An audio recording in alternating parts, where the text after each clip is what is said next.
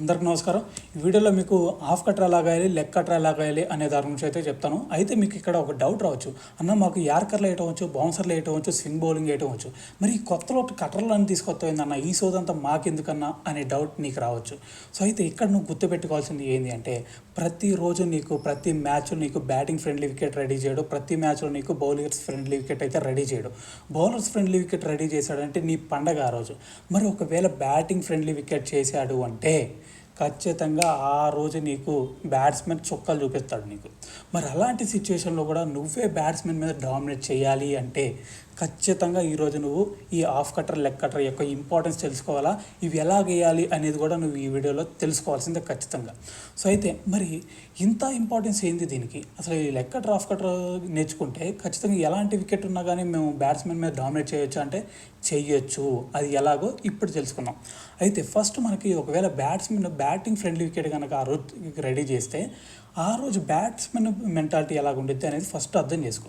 So ఇక్కడ batting friendly wicket ready చేసినప్పుడు batsmen ఎప్పుడు డామినేట్ చేస్తాడు కాబట్టి అతని మెంటాలిటీ ప్రతి బాల్ 6 కొడదామా 4 కొడదామా అనే మెంటాలిటీలో ఉంటాడు, రన్స్ ఎలాగ చేయాలి అనే మెంటాలిటీలో ఉంటాడు. సో అలాంటి సిచ్యువేషన్లో వాడి మైండ్ సెట్ని కనుక నువ్వు అర్థం చేసుకొని వాడి మైండ్ సెట్ని కొంచెం డివేట్ చేయగలిగితే చాలు, ఈజీగా వాడు నీకు బానిస అయిపోతాడు, ఈజీగా వికెట్ తీయచ్చు వాడిది. మరి అది ఎలాగా అనేది ఇప్పుడు మాట్లాడదాం.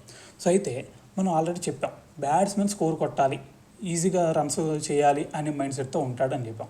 సో అలాంటప్పుడు ఈ leg cutter, half cutter use చేయాలన్నాం. మరి ఈ లెగ్ కట్టర్, హాఫ్ కట్టర్ ఎలా యూజ్ చేయాలి అంటే, సో దీన్ని వెనక ఉన్న సైంటిఫిక్ అంటే మైండ్ సెట్ని ఎలాగ అర్థం చేసుకోవాలి అంటే దీన్ని, సో దాని గురించి మాట్లాడుకునే ముందు ఫస్ట్ నువ్వు హాఫ్ కట్టర్, లెగ్ కట్టర్ ఎలాగ వేస్తున్నావో తెలుసుకో ఫస్ట్.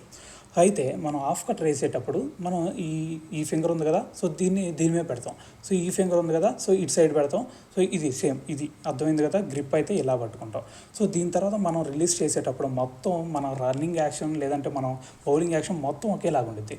కానీ రిలీజ్ చేసేటప్పుడు మాత్రమే హాఫ్ కట్టర్ కాబట్టి, సో ఇది గ్రిప్ అర్థమవుతుంది కదా, గ్రిప్ని వేసేటప్పుడు రిలీజ్ చేసేటప్పుడు మాత్రమే మనం దీన్ని రిలీజ్ చేస్తాం. అర్థమవుతుందా? రిలీజ్ చేసేటప్పుడు ఇలా రిలీజ్ చేస్తాం, అర్థమవుతుంది కదా.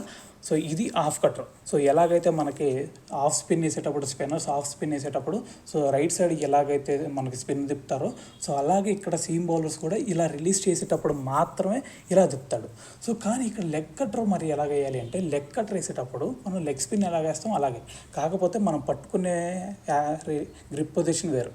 సో ఈ ఫింగర్ వచ్చేసరికి దీని మీద ఉండాలా, దీని తర్వాత ఈ ఫింగర్ వచ్చేసరికి ఇటు సైడ్ ఉండాలా. సో అర్థమవుతుంది కదా, ఇది పొజిషన్. సో ఇలాగ పట్టుకొని నువ్వు మొత్తం యాక్షన్ మొత్తం సేమ్ ఇందాకలాగే, కాకపోతే రిలీజ్ చేసేటప్పుడు మాత్రమే ఇది రిలీజ్ పాయింట్ అప్పుడు ఇలాగ నువ్వు తిప్పాలా హ్యాండ్ అని, అర్థమవుతుందా. సో ఇలాగ మనం లెగ్ స్పిన్ ఎలాగైతే వేస్తామో అలాగ నువ్వు ఇలా రిలీజ్ చేయాలి రిలీజ్ చేసేటప్పుడు, అర్థమైంది కదా.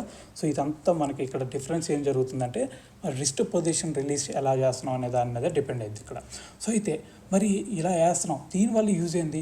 మరి వాడు పిచ్చి కొట్టుడు కొడతాడు కదా, ఇలా స్లోవర్ బాల్ పడిద్ది, స్లోవర్ బాల్ పడితే వాడు పిచ్చి కొట్టుడు కొడతాడుగా అని నువ్వు అనుకున్నావు.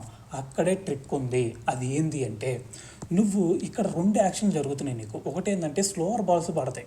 సో ఇలాగెందుకు పట్టుకోమన్నాను అంటే అది కూడా అర్థం చేసుకోండి. మీరు ఇలా పట్టుకొని కూడా హాఫ్ కట్టర్ వేయచ్చు, కానీ ఇలా పట్టుకోమని నేను చెప్పట్లేదు. ఎందుకంటే ఇలా పట్టుకోవటం వల్ల నీకు ఇక్కడ జరిగేది ఏంటంటే బాల్ స్లో పడిద్ది.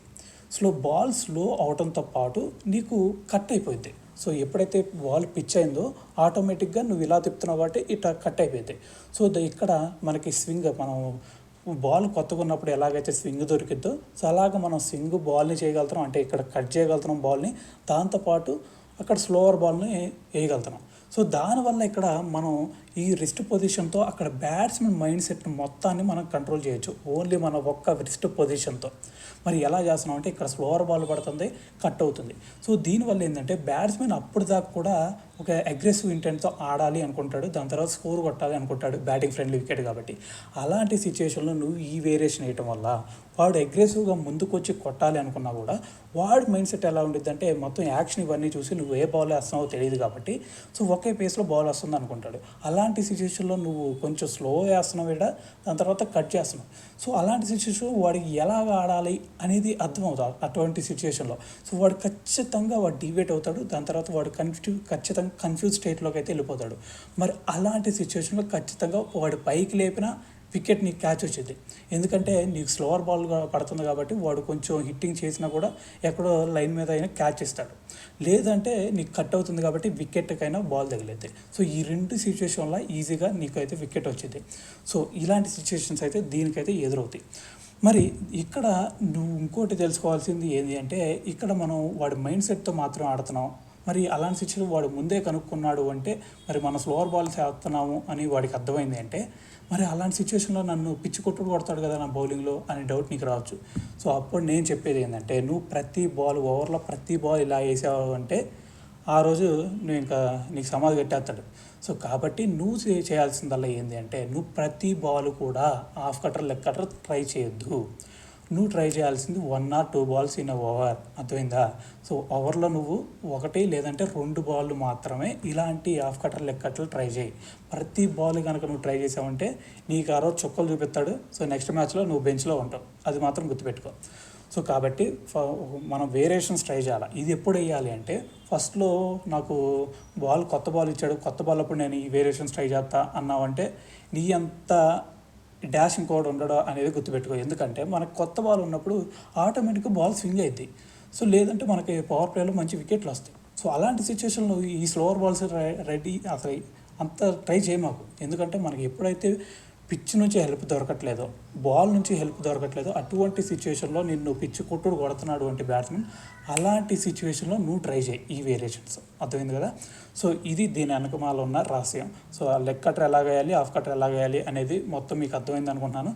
సో దీని తర్వాత మీకు ఏమన్నా డౌట్స్ ఉంటే కామెంట్లో అయితే అడుగు. దీని తర్వాత ఇంకా వేరియేషన్స్ ఏముండే అనేది నెక్స్ట్ వీడియోలో అయితే మాట్లాడదాం.